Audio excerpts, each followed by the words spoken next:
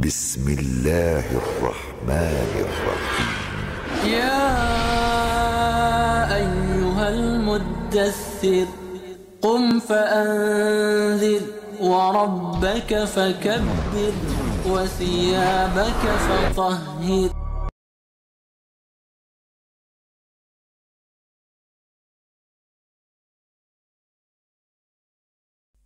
Assalamualaikum warahmatullahi wabarakatuh. Para pemirsa yang dirahmati Allah, kita ketemu kembali dalam kajian rasionalitas Qurani bersama Bapak Haji Suwan Muhammad Isa, yang mana pada kajian kali ini kita akan membahas tema takwil sistem alam semesta berupa jauj atau adaptasi dan perlawanan. Pada tema 140 yang lalu kita sudah membahas salah satu sistem pada alam semesta ini, yaitu adanya sistem tasbih evolusi dalam bentuk adanya hukum-hukum pertumbuhan, perkembangan, dan perubahan. Dalam Al-Quran ada lagi satu kata kunci yang kita kenal, yaitu kata jauj atau berpasangan. Apakah jauj ini termasuk juga dalam sistem hukum alam semesta ini, Pak Iswan? Terima kasih, Pak Jul. Assalamualaikum warahmatullahi wabarakatuh. Alhamdulillah, pada kesempatan ini kita membahas tema tetap masih dalam satu sistem alam semesta ini, berbagai macam sistem kan, Pak Jul. Nah, tadi dikatakan yang akan kita bahas ini adalah masalah zauj. Nah, sebelumnya mungkin kita lihat dulu kata zauj ini. Nah, kata zauj ini, kata ini dia arti sebenarnya, atau dia merujuk pada perbandingan sesuatu dengan sesuatu yang lainnya dalam adanya keterkaitan melalui suatu hubungan tertentu. Misalnya dalam pengertian sosiologis, misalnya dalam perkawinan lah. Nah, hubungan suami istri itu kan disebut zauj juga di dalam Al-Quran. Nah, kenapa dia disebut zauj? Karena ada hubungan tertentu, dalam konteks ini hubungan tertentunya ini melalui pernikahan gitu. Nah, jadi adanya hubungan tertentu, nah dia membentuk suatu perbandingan di antara keduanya gitu. Nah, jadi pasangan atau pasangan suami tadi itu zauj juga bagi istri, dan istri juga zauj bagi suami gitu. Nah, ini ada dua, tapi dalam sehari-hari biasanya kita mengenal istri aja kita katakan zauj gitu, padahal suami adalah zauj bagi istri, istri adalah zauj bagi suami gitu. Nah, jadi pasangan atau zauj ini berarti ada dua hal yang berbeda, kayak tadi ini kan, laki-laki sama perempuan gitu. Nah, jadi ada dua yang berbeda, dia bukan yang sama gitu. Misalnya kalau dua orang laki-laki ini, walaupun dia jalan berdua, dia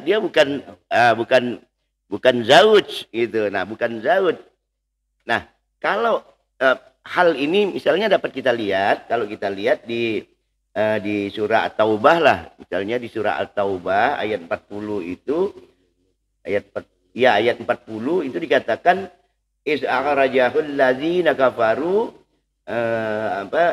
saniyasnain. Jadi iza huma fil khar. Jadi di sini dikatakan ketika orang-orang kafir itu mengeluarkan Rasulullah pada waktu ini, cerita hijrah. Nah, dikatakan di situ sedang dia salah seorang dari dua orang ketika dia berada di dalam gua. Berarti sama-sama kita udah tahu sejarah nih, bahwa Rasulullah dan Abu Bakar kan bersama gitu ketika dia dikejar oleh orang-orang para kaum musyrikin itu. Nah, di situ dikatakan di Al-Quran Rasulullah berdua ini kan sama-sama laki-laki nih. Nah, di sini dikatakan ini isnain. Jadi tidak dikatakan dua yang berpasangan zaujain gitu. Nah, jadi ini yang kita katakan bahwa tadi ini yang saya katakan bahwa yang dimaksudkan dengan zauj ini adalah adanya dua hal yang berbeda tapi dia membentuk hubungan tertentu. Nah, hubungan ini dia melalui suatu perbandingan tertentu. Bagaimana penggunaannya terhadap alam semesta, Pak Iswan? Nah, kata zauj ini juga ini digunakan juga kepada seluruh entitas, seluruh keberadaan, seluruh entitas di alam ini gitu. Jadi apa saja semuanya dia membentuk zauj gitu. Nah, ini kalau kita lihat ini seperti yang disampaikan oleh Allah. Allah katakan subhanallazi khalaqal azwaj. Jadi Allah menciptakan pasangan-pasangan azwaj kullaha. Jadi semua sesuatu apa yang ada ini, tiap-tiap sesuatu ini Allah membentuk pada pasangan gitu. Mimma tunbitul ar. Nah, pasangan-pasangan ini baik dari apa yang tunbitul ar, baik dari apa yang ditumbuhkan oleh yang ditumbuhkan oleh tumbuh-tumbuhan yang ditumbuhkan oleh bumi, wa fi anfusihim, maupun pada diri-diri mereka itu. Allah katakan wa mimma la ya'lamun, maupun dari apa-apa yang tidak mereka ketahui. Nah, jadi di alam semesta ini baik yang muncul dari bumi ya, maupun di dalam diri kita juga, di dalam manusia, maupun apa yang tidak kita ketahui. Nah, di sini Allah mengatakan semua itu dia berpasang-pasangan gitu. Nah, dari ayat ini dapat kita pahami bahwa selain hukum-hukum tasbih evolusi yang tadi dikatakan, yang sudah kita bahas di kemarin ya, di tema berapa itu? 140. Nah, terdapat juga hukum zauj, hukum berpasangan tadi, berpasang-pasangan. Jadi di alam semesta ini di mana segala sesuatunya pada alam material ini dia mempunyai zauj. Artinya antara satu benda dan satu lainnya ini tidak dapat dipisahkan dengan sendiri-sendiri. Jadi ada keterkaitan antara satu dengan yang lainnya. Karena apa? Karena hubungan-hubungan ini yang tadi kita katakan adanya perbandingan dan adanya dalam keterkaitannya dengan sesuatu ini, dia membentuk suatu hubungan oposisional. Artinya seperti suami dan istri itu kan saling mengingatkan, saling mengimbangkan, berhubungan, bersifat hubungan oposisi pada tingkat-tingkat yang sampai pada tingkat yang tak terbatas gitu. Jadi semua jadi dari benda kecil sampai benda besar, dia masing-masing tingkatannya dia saling berkaitan dalam bentuk berpasangan gitu. Apa yang dimaksud dengan hubungan oposisional pada tingkat tak terbatas itu, Pak Iswan? Maksudnya gini, relasi dari yang terbentuk di antara zauj pasangan-pasangan ini itu dia berbeda-beda tingkatnya, di mana sesuatu berada di dalam suatu relasi yang bersifat saling dialektikas oposisional ini, saling berdialektika dalam bentuk oposisi dengan dari satu bentuk tingkat dia membentuk oposisi, tapi pada tingkat yang lebih tinggi dia juga membentuk oposisi terhadap relasi-relasi antara satu dengan yang lainnya. Nah, contohnya misalnya misalnya bulan sama bumi lah. Nah, bulan sama bumi ini kan saling beroposisi nih. Nah, ini dia bulan dan bumi tadi saling beroposisi. Nah, sekarang pada tingkatan yang lebih tinggi, di bulan dan bumi sendiri ini menjadi satu kesatuan, dia beroposisi lagi, beroperasional dengan matahari gitu. Nah, demikian juga matahari di dalam universe kita ini, dia juga beroposisi lagi dengan matahari-matahari lain yang ada. Atau gini lah Pak Jul, sederhananya gini. Mungkin contoh ini bisa kita pahami dalam satu kesatuan, misalnya RT lah dalam kehidupan gitu ya. Kita mulai dari RT gitu. RT ini kan berhubungan, beroposisi dengan penduduk masyarakat gitu. Nah, RT yang tadi beroposisi nih bersama-sama ini dia sama RW gitu. Nah, RW dan RT ini dia sama-sama apa lagi itu? Dusun misalnya. Kalau dusun sama-sama camat misalnya kan, lurah. Nah, lurah macam-macam, lurah yang berbagai macam ini dia dalam satu sistem lagi ke atasnya. Habis lurah camat. Nah, camat-camat ke bupati, wali kota ke gubernur. Nah, gubernur mungkin ke presiden. Nah, presiden di dunia ini dia dalam satu posisi misalnya di PBB gitu. Nah, jadi semua ini dalam satu keterkaitan yang tidak terlepas satu sama lain. Nah, ini disebabkan oleh apa? Oleh zauj yang dimaksudkan Allah pada alam semesta, pada diri kita itu. Nah, semuanya dia mempunyai sifat-sifat zauj tadi itu. Nah, sifat zauj inilah yang membuat seimbang gitu kan. Apa beda antara hukum berpasangan ini dengan hukum perlawanan, Pak Ustaz? Nah, kalau tadi kan, kalau kita katakan tadi ini berpasangan tadi dan perlawanan itu ya sangat berbeda sama sekali ya. Kalau tadi contoh-contoh yang kita berikan tadi, ini kan saling tidak menyentuh nih. Dia saling menyeimbangkan, saling berseimbangan lah. Nah, tapi kalau yang berlawanan, dia tidak dapat saling menyeimbangkan atau jalan bersama-sama. Kalau perlawanan ini dia tidak bisa bertemu secara bersamaan, tapi ada hubungan yang berlawanan ini dia saling menghancurkan gitu.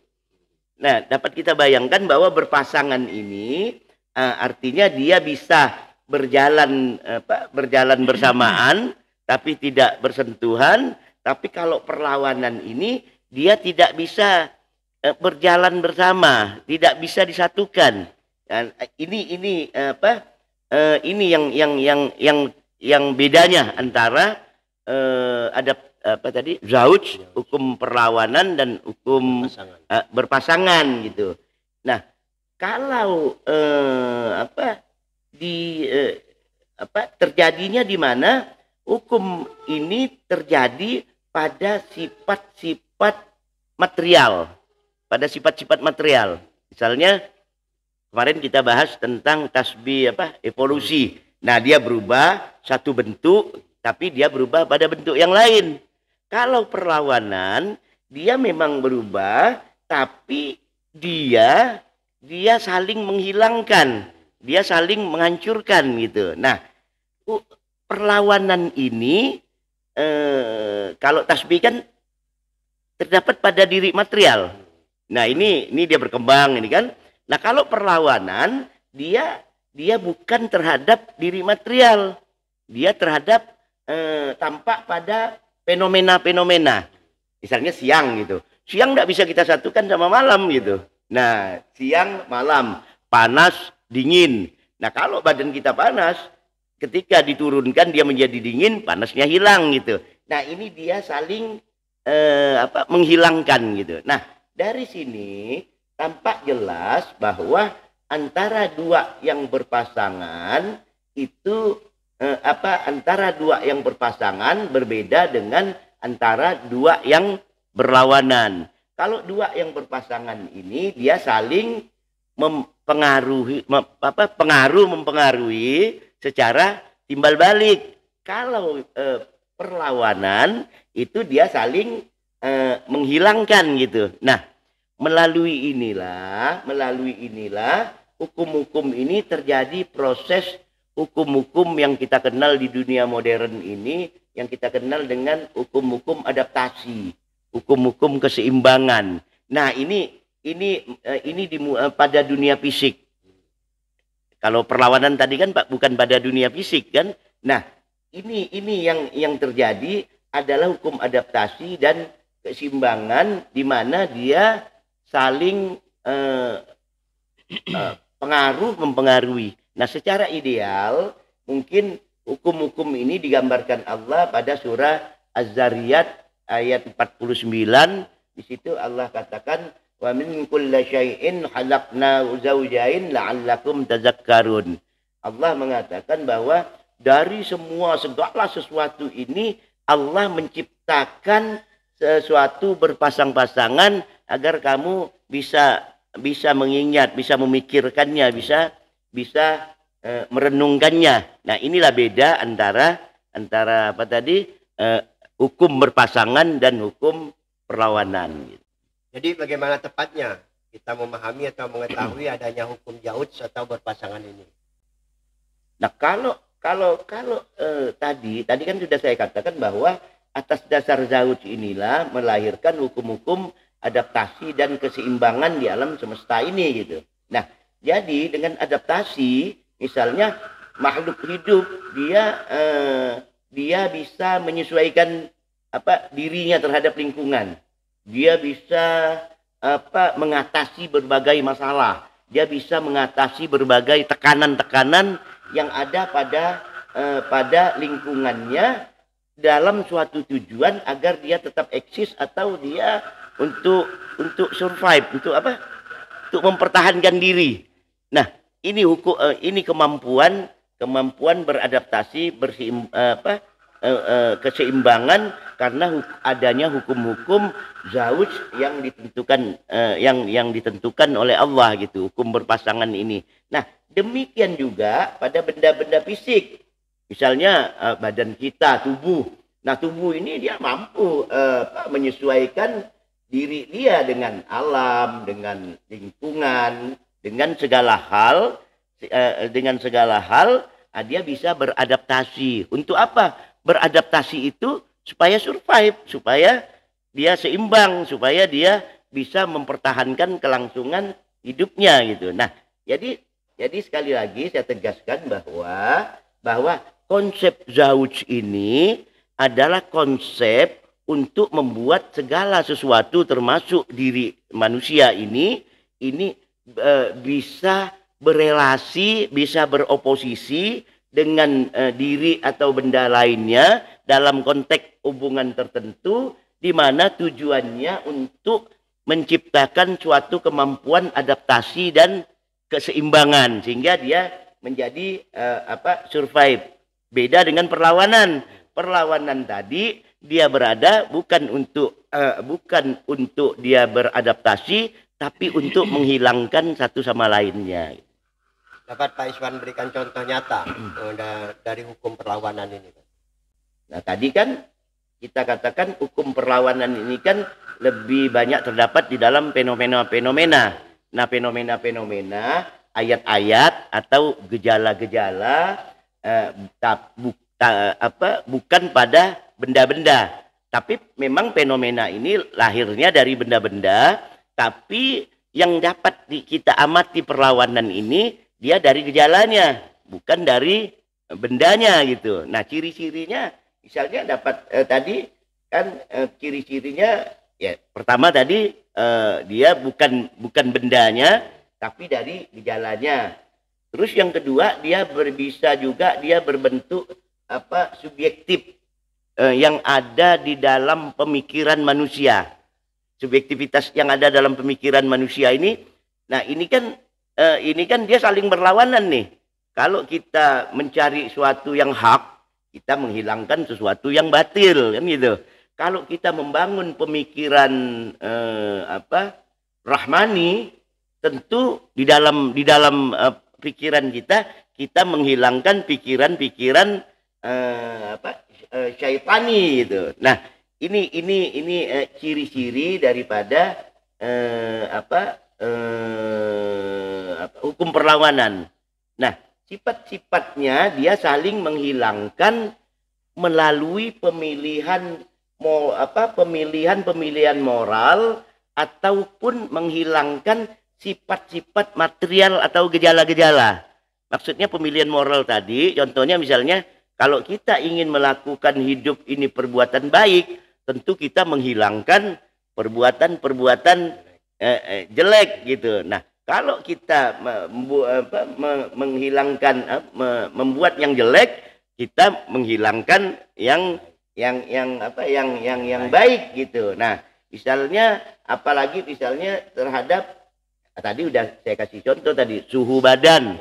Suhu badan kalau kita misalnya orang sakit, orang demam, kita suhu badannya kita dari panas kita turunkan, berarti kita menghilangkan panasnya. Nah, inilah beda antara zauj dan hukum perlawanan. Tapi kedua-duanya itu terdapat di alam ini, baik pada alam material maupun pada manusia gitu. Secara teknis, adakah Al-Quran menyebutkan keseluruhan hukum-hukum ini, Pak Iswan? Nah, tadi kan banyak hukumnya yang kita di dalam sistem alam ini kan. Kemarin ada hukum yang kita bahas, hukum tasbih evolusi. Terus ada hukum zauj yang menyebabkan adaptasi dan keseimbangan di alam ini. Terus ada juga hukum perlawanan. Nah, ini semua menjadi dalam satu kesatuan sistem. Dalam satu kesatuan sistem di universe inilah Allah menyebutnya dengan konsep. Dulu kita pernah bahas tentang dalam konsep kitab mubin. Nah, ini udah kita bahas di tema 40. Jadi seluruh konsep yang terjadi di alam semesta ini, seluruh konsep yang terjadi di alam semesta ini, Allah menggambarkan itu semua berada dalam suatu sistem. Dalam suatu sistem yang namanya Allah sebutkan kitab mubin. Nah, ini kalau kita lihat di surah Al-An'am ayat 59, di situ Allah katakan wa indahu mafatihul ghaib la ya'lamu illa huwa. Jadi hal-hal yang gaib, segala macam yang mungkin kita tidak tahu, itu semuanya ada pada sisi Allah. Allah lah yang mengetahui apa yang ada di darat, apa yang ada di laut. Nah, di situ dikatakan ya'lamu ma fil barri wal bahri wa ma tasqutu min waraqatin, maupun daun-daun yang gugur. Nah, itu illa ya'lamuha, melainkan Allah semua tahu.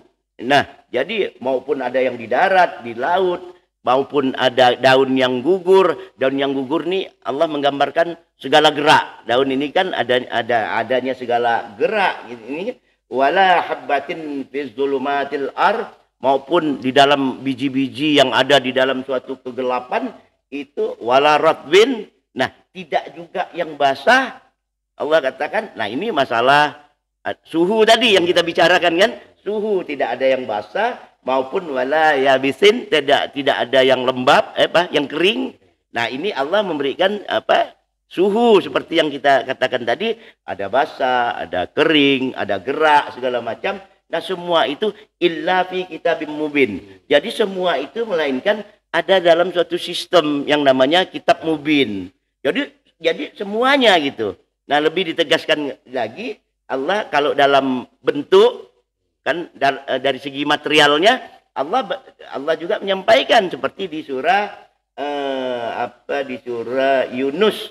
Di surah Yunus ayat 61 itu Allah katakan wala ashar, dan tidak juga yang kecil, min zalika wala akbar illa fi kitabim mubin. Tidak juga yang kecil, tidak juga yang besar, semua itu ada di dalam kitab mubin. Nah, ayat lain lagi kalau kita lihat Allah menggambarkan juga di An-Naml ayat 75 itu Allah katakan wa ma min ghaibatin, dan tidak juga yang gaib baik di fis sama wal ar ini, baik di dalam baik di langit dan bumi ini, itu semuanya ada pada illa fi kitabim mubin. Nah, ini dapat kita lihat di surah An-Naml 75. Artinya apa? Apa yang kita bicarakan tadi, seluruh sistem-sistem yang ada di alam semesta ini, dia membentuk suatu kesatuan, baik dia itu dalam rangka pertumbuhan, perkembangan dan perubahan, maupun di dalam rangka adaptasi dan keseimbangan, maupun di dalam rangka adanya perlawanan-perlawanan yang saling menghilangkan. Nah, semua itu terkumpul di dalam suatu sistem. Dalam suatu sistem yang kata Allah, nama sistemnya adalah kitab mubin. Jadi mungkin ini yang dapat saya sampaikan dari berbagai sistem yang secara umum yang kita kenal di dalam alam semesta sebagaimana yang dijelaskan Allah di dalam Al-Qur'an. Saya kira cukup di sini masalah ini Pak. Terima kasih Pak Iswan. Demikian para pemirsa yang dirahmati Allah, kajian kali ini dapat kita akhiri. Sebelum itu saya akan menyampaikan beberapa kesimpulan bahwa alam semesta secara keseluruhan membentuk sistem dan hukum-hukum, yaitu hukum-hukum tasbih evolusi, hukum Jauj berpasangan yang melahirkan sistem adaptasi dan keseimbangan, serta hukum-hukum perlawanan. Hukum-hukum inilah yang disebutkan dalam Al-Quran sebagai kitab mubin. Demikian kajian ini kita akhiri. Sampai ketemu pada kajian mendatang. Wassalamualaikum warahmatullahi wabarakatuh. Waalaikumsalam warahmatullahi wabarakatuh.